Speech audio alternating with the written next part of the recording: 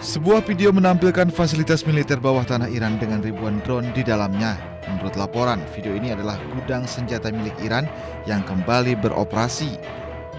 Dilaporkan Iran telah berhasil membuka kembali sekitar 55 dari 69 pintu masuk terowongan di 18 fasilitas rudal bawah tanah yang sebelumnya dihantam serangan Amerika Serikat dan Israel. Sementara itu, anggota IRGC juga memperlihatkan kapal serang cepat 27 Rajab untuk pertama kalinya.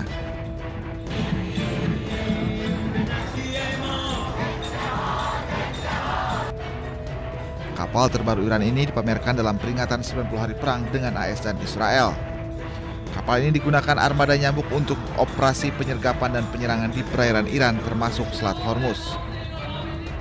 Dikutip dari stasiun televisi Iran Press TV, kapal ini mampu menembakkan 2 rudal jelajah dengan jangkauan 700 km dan mampu beroperasi melalui gelombang tinggi 3 meter. Kapal serang cepat ini dirancang sebagai bagian dari armada taktis berkecepatan tinggi di Teluk Persia, mampu melaju di kecepatan 100 knot atau 185 km per jam, menjadikannya salah satu kapal perang tercepat di kelasnya.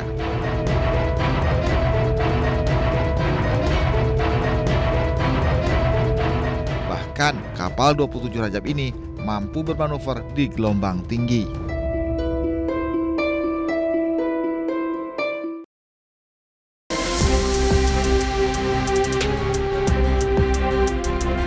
Ratusan koper milik jemaah haji Indonesia mulai dikumpulkan di area pemondokan untuk melewati proses penimbangan awal sebelum diangkut ke bandara. Prosedur ketat langsung diterapkan oleh petugas keamanan penerbangan di lokasi.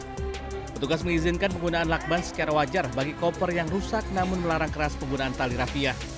Tali temali yang melilit koper tersebut terpaksa digunting dan diputus oleh petugas karena akan menghambat proses pemeriksaan sinar X di bandara. Koper yang telah lulus inspeksi fisik kemudian ditimbang kembali untuk memastikan beratnya tidak melebihi batas 32 kg. Dari Mekah, Arab Saudi, Ika Kusuma, MCH 2026 melaporkan.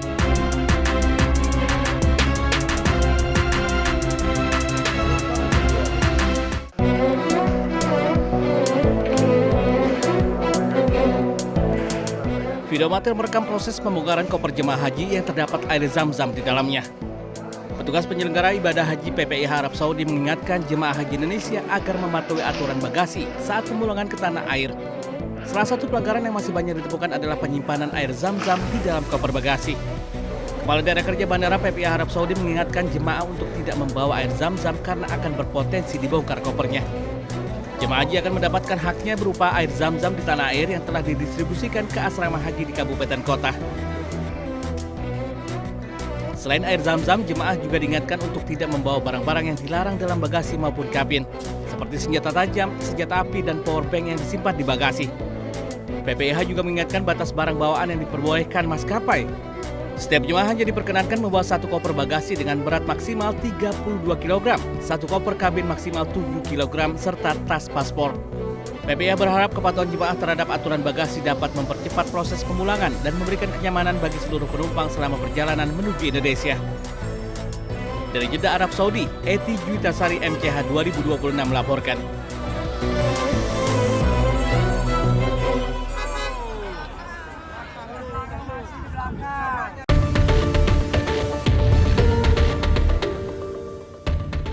Gerakan Perlawanan Libanon Hizbullah mengumumkan serangkaian operasi militer yang menargetkan pasukan Israel, infrastruktur militer, dan permukiman di Palestina Utara yang diduduki. Pasukan pendudukan Israel tetap tidak mampu mengkonsolidasikan kemenangan meskipun telah berbulan-bulan berperang di Lebanon Selatan.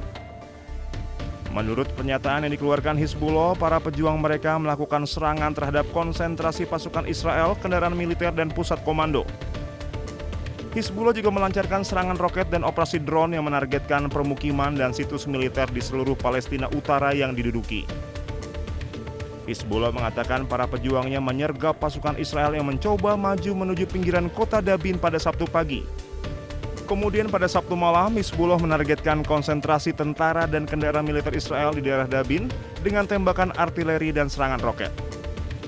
Serangan tersebut merusak 2 tank Merkava dan memaksa pasukan yang menjadi sasaran untuk mundur.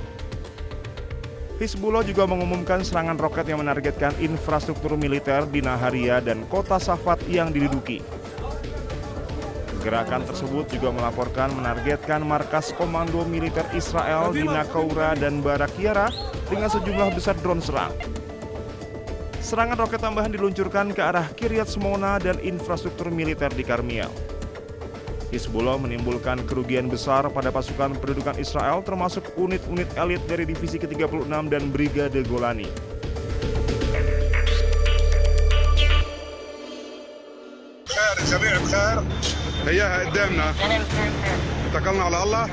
Militer Israel melancarkan gelombang serangan udara besar-besaran dan meluluhlantahkan kota Tyre, Lebanon Selatan. Serangan intensif ini terjadi di tengah kesepakatan perpanjangan gencatan senjata selama 45 hari yang sempat diumumkan pada pertengahan Mei lalu. Serangan udara ini menghantam sebuah rumah sakit Hiram Hospital di Tyre. Ledakan tersebut melukai sedikitnya 13 staf medis dan menyebabkan kerusakan parah pada fasilitas rumah sakit. Kementerian Kesehatan Lebanon melaporkan belasan warga sipil tewas dalam serangan ini, termasuk perempuan, anak-anak, serta petugas medis. Militer Israel, IDF, mengeluarkan perintah pengusiran paksa bagi penduduk lokal agar segera mengosongkan kota dan bergerak ke utara Sungai Zahrani. Dilaporkan hampir 80% warga Tyre kini telah mengungsi meninggalkan rumah mereka yang berubah menjadi puing-puing.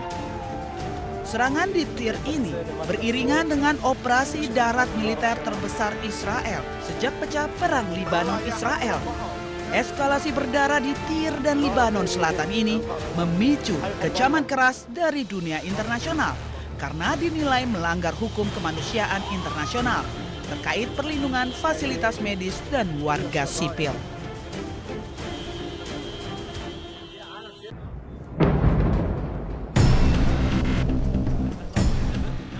Kota Nabatia, Lebanon kembali dibombardir Israel. Di tengah gempuran dan kondisi gawat darurat, para medis dan relawan berusaha mengevakuasi warga yang menjadi korban serangan. Di bawah tekanan dan ketakutan akan serangan terhadap para medis, mereka melakukan upaya penyelamatan namun juga harus menghadapi ancaman keselamatan terhadap nyawa mereka. Para medis di Lebanon berulang kali menjadi target serangan Israel saat melakukan upaya penyelamatan. Rumah sakit yang beroperasi di Nabatia hanya tersisa sedikit juga menjadi target serangan.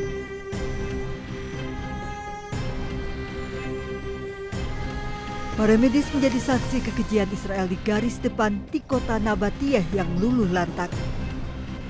Kala serangan mereda, bahaya juga menghantui para medis Lebanon dari ancaman reruntuhan bangunan yang masih rapuh.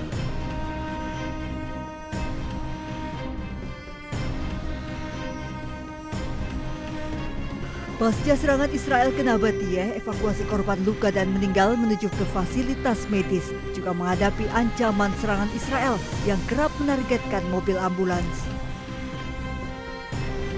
Kota Nabatia yang luluh lantak merupakan kota tua bersejarah peninggalan era Ottoman yang berusia lebih dari 5 abad.